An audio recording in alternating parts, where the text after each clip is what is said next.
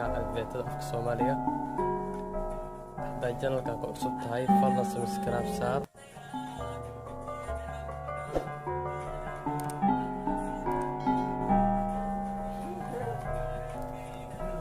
sidaan ognahay xuruufaha alifbeetada afka Soomaaliga waxay ka kooban yihiin 32 xarfood.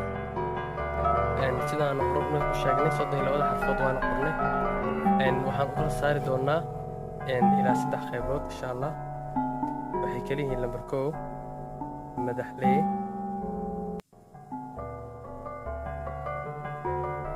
qayb sadarka ugu soo baxdo, sidoo kale dhaxley,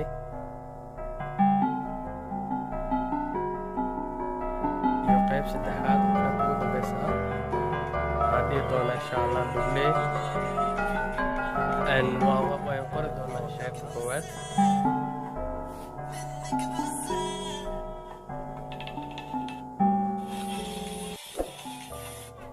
madaxley,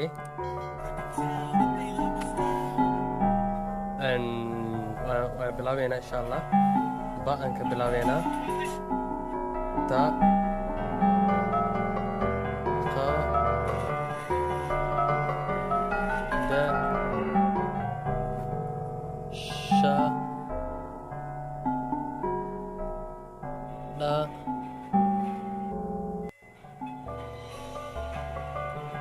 fa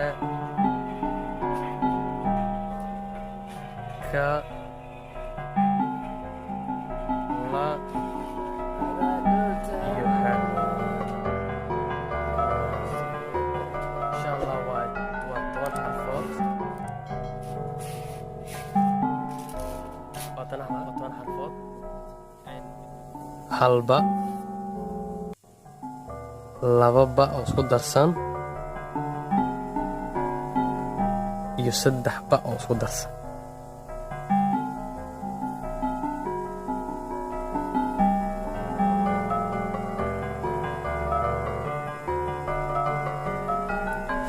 waan ku gudbaynaa insha Allah. ta,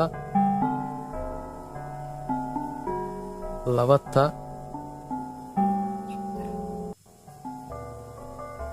3 ta,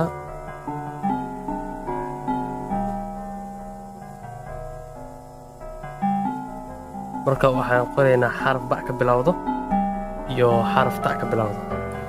waxaan ka bilaabeynaa xarafka ba ka bilowdo. eray, balan,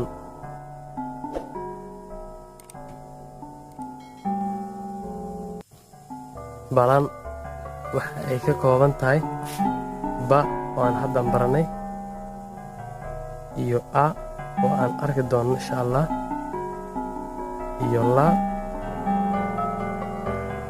iyo a kale welibana.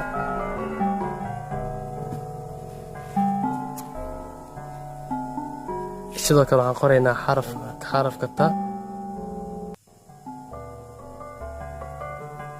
taajir,